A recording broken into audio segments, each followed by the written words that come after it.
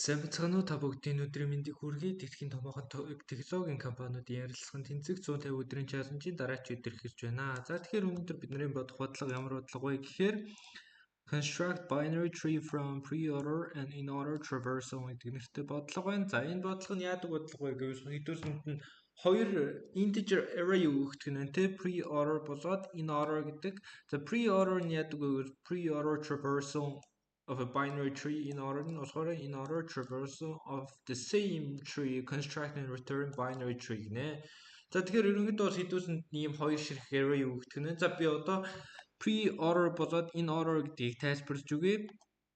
За тэгэхээр хэдүүлсэнд нь pre-order гэдэг нь болохоор ерөнхийдөө 3-аас мэдээж root-ээс нэгсэн. 3-аас эхэлсээ дараачийн левел рүү н орлоо. Тэрний зүүн талаас нь эхлээд бичиж байгаа нь тий 2. За дараачийн левел рүү н орлоо. Зүүн талаас нь эхлээд 15-аас эхэлж бичих нь тий. За ерөнхийдөө яаж явж байгааг гэвэл эхлээд эндээс эхлээд дараа нь ийшээ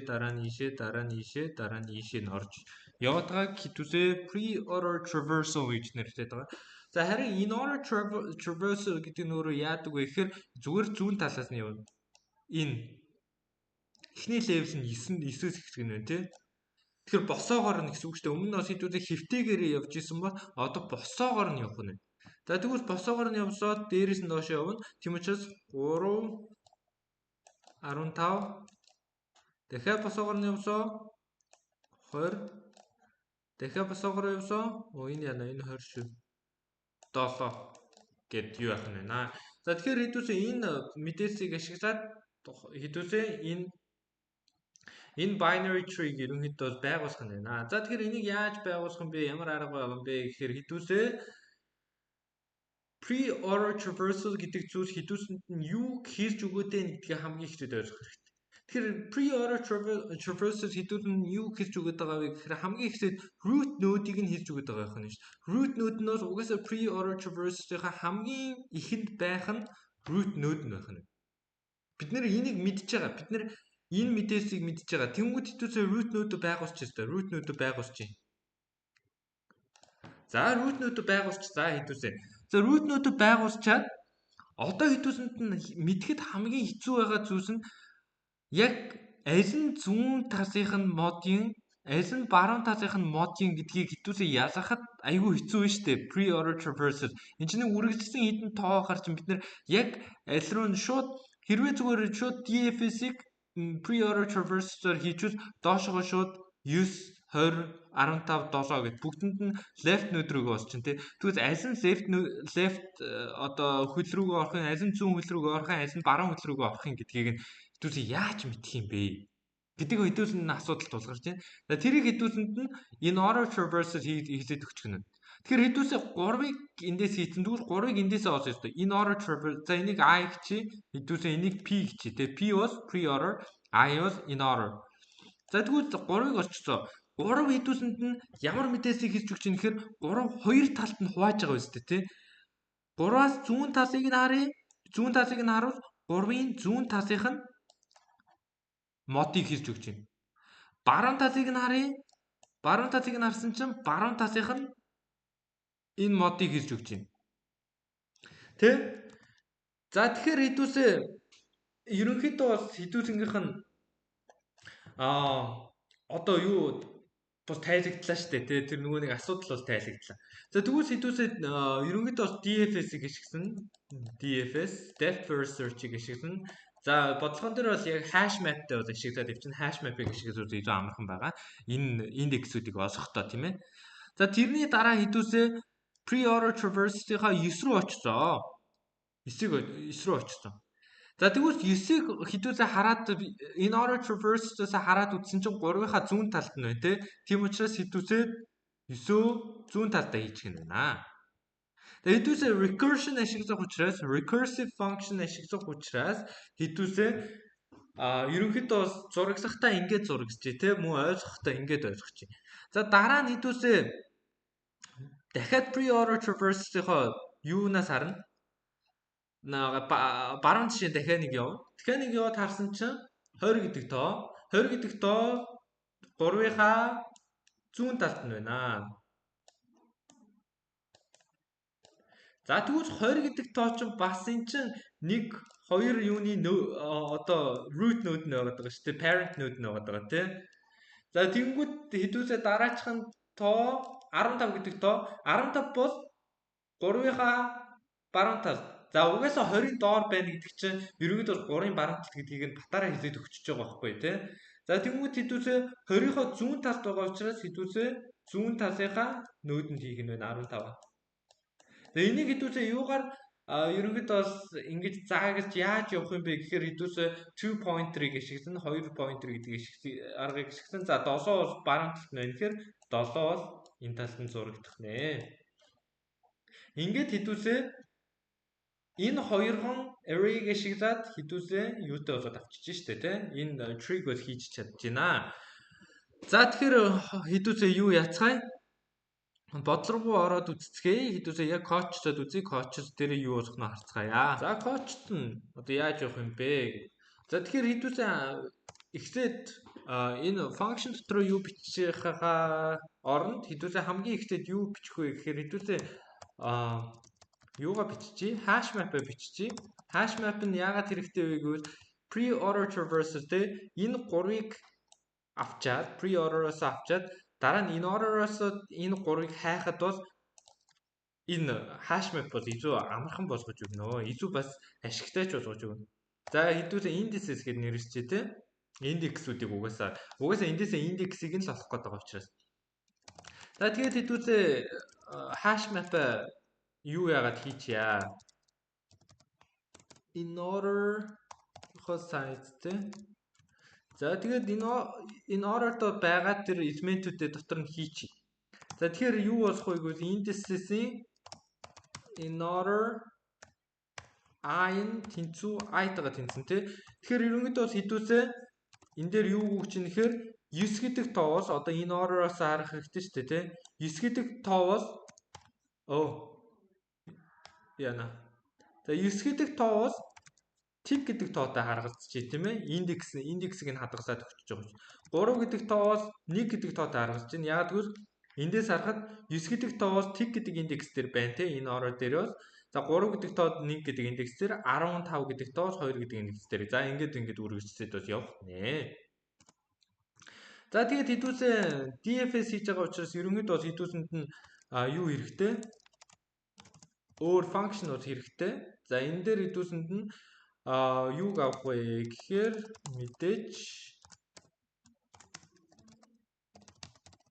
за pre-order traverse-ийнхаа одоо юуг нь авах нь. За тэгээд хэдүүлсэнд нь яг тайлбар дээр хэлсэнчсэн 2 pointer хэрэгтэй. За энэ 2 pointer гişгдээд хэдүүлээ ерөнхийдөө зүүн талынх нь модон дуусна уу, баруун талынх нь модон дуусна уу энэ төр гэдэг тэр мэдээллүүдийг ерөнхийдөө авах нь.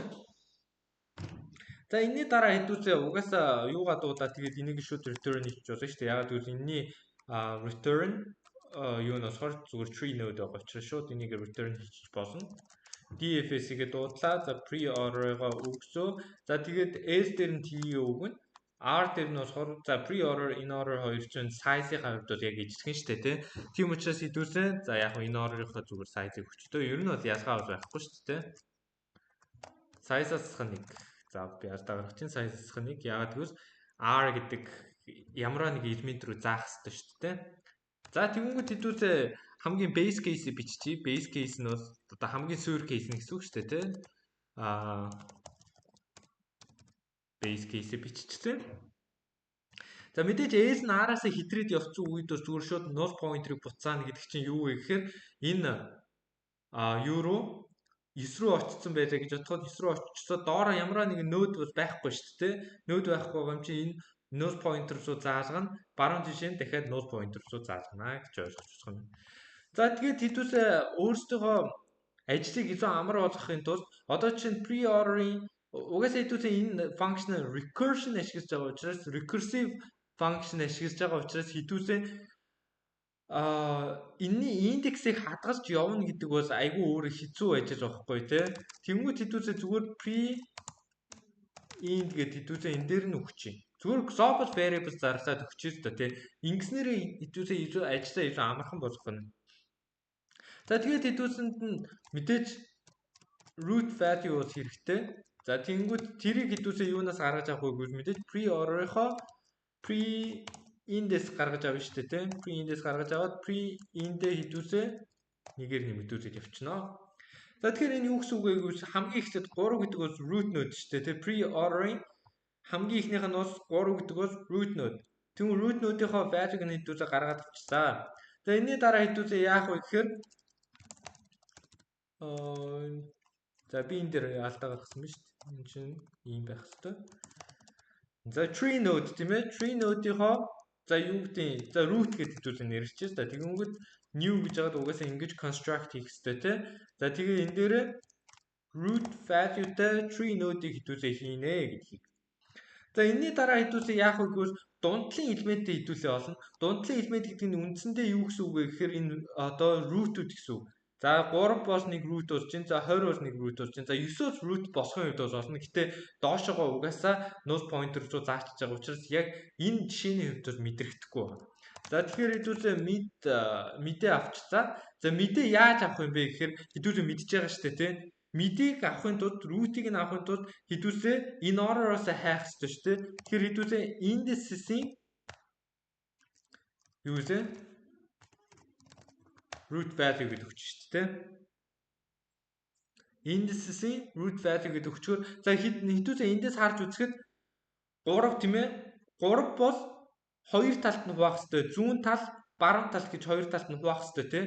Тэнгүүд хэдүүлээ 3-ыг авлаа. 3-ыг авчаад 3-ын индексийг нь олчвол хэдүүлээ 2 хувааж босч байгаа шүү дээ. Яаж 2 хуваах юм бэ гэвэл хэдүүлээ одоо харцгаая. Root-ийнхаа left нь тийм ээ. Юутай тэнцэх юм? Root-ийн left нь одоо зүүн тал руу заах зүйлс нь юутай тэнцэх юм бэ гэвэл DFS-ээ дахиад дуудлаа pre-order дахиад өгсөө left руу нь явуулж байгаа учраас хэдүүлээ left нь хിവэрэ байжгаад mid рүүгээ явуулах нь. За мэдээс засах 1 рүү явуулсан шүү дээ тийм мэдээж. За mid бол яг өөрөө 3 гэдэг элемент учраас мэдээс засах 1 рүү явуулсан. За тэгмүүд баруун тал руугаа яаж явуулах юм бэ гэхээр хэдүүлээ pre-order гэд тэнгүүд хэдүүлээ мэдээр нэмэх нэгээс R хүртэл нь явуулчих. За тэгээд угаасаа return хийхгүй бол болохгүй шүү дээ. Return хийж ин чинь ямарваа нэгэн node-ийг энд өгөх ёстой тийм ээ. Тийм учраас return хийх node нь юу юм бэ гэвэл root байх нь тийм. Root-ийг нь return хийгээд тахна. За ерөнхийдөө бас бодлого бол ингэж бодогдно. За мэдээж энэ бол ойлгоход бол бас тийм амархан бодлого бол бас биш ээ. За ерөнхийдөө бодлого бол асуудалгүй болж байна те хэдүүлэн бодолт бол.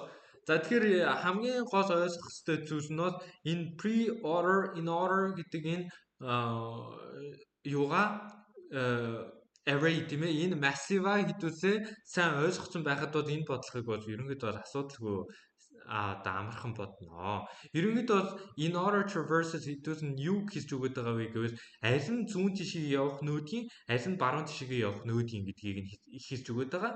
За pre-order traverse нь хэдүүлэнд нь юу хийж өгöd вэ гэхээр зүгээр дараалалаар нь хайгаад явахыг хийж өгöd вэ те 3 9 20 15 7 гэх дараалалаар нь хайж явахыг нь хэдүүлэнд хийж өгöd.